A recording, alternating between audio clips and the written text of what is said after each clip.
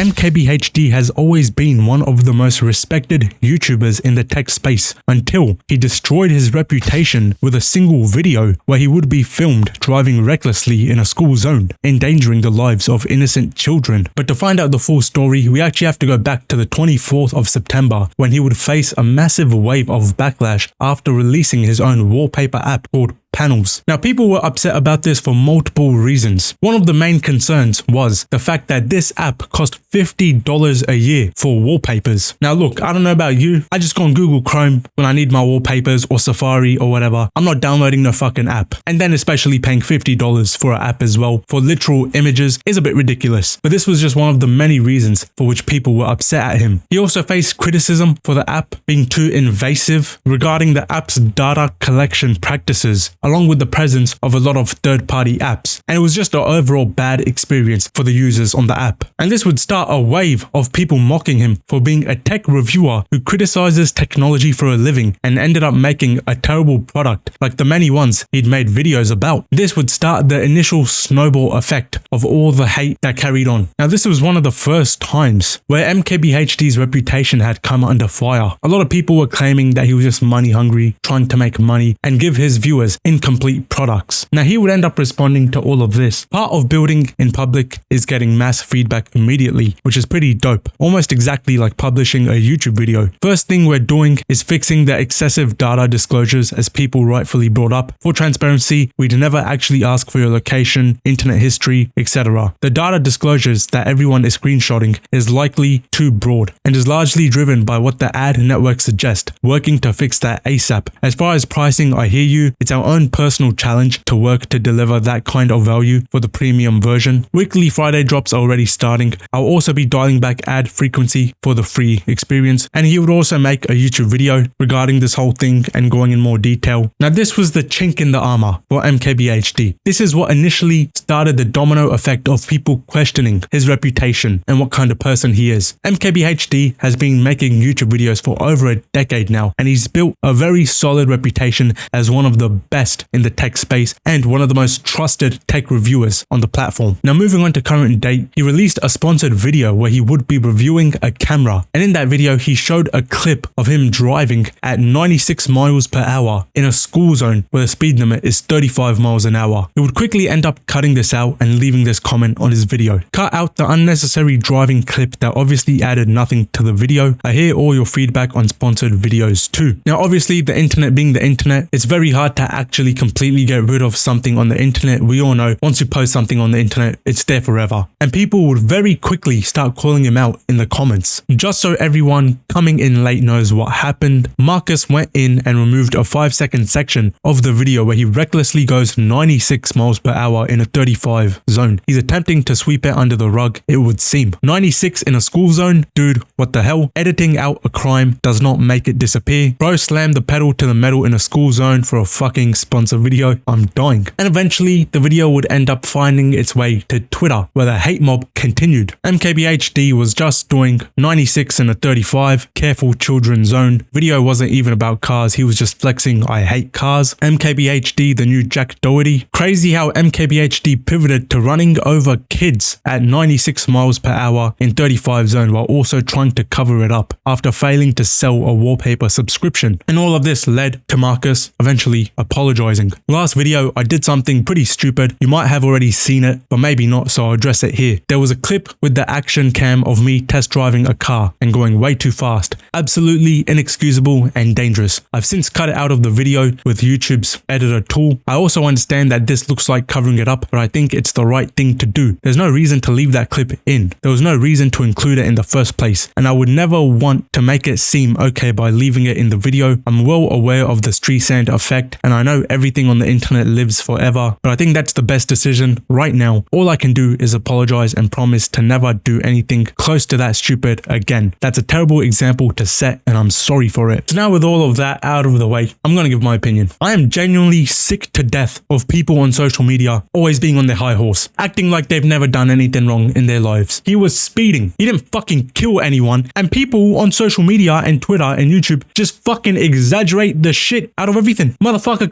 compared him to running over children. There was no one even on the road. People are just looking for reasons to cancel someone and bring someone else down. Every single person shitting on him for going over the speed limit has also gone over the speed limit at some point in their lives. I can guarantee that. So all these motherfuckers acting like they're so fucking noble and they've never committed a crime and they've never done anything wrong in their lives ever. But he does it in a YouTube video in a 3-second clip and people just fucking lose their shit over it and act like he's fucking murdering children. They act like he's just fucking driving his car out there for the intention of mowing children down. Like he's driving it next to a school at 3 o'clock when it's finished just so he can start running cunts over. Like people just exaggerate the literal shit out of the whole situation. It wasn't that big of a deal. And it's sad that people sit there and spend their time on social media trying to cancel someone else and bring someone else down for such a minor, trivial thing. I'm gonna be perfectly honest. I don't think there's a problem with speeding, given that you make sure the road is clear, there's not many cars on the road, make sure there's no pedestrians, kids around. And if you know the road and you know the area, I see no problem in speeding. Just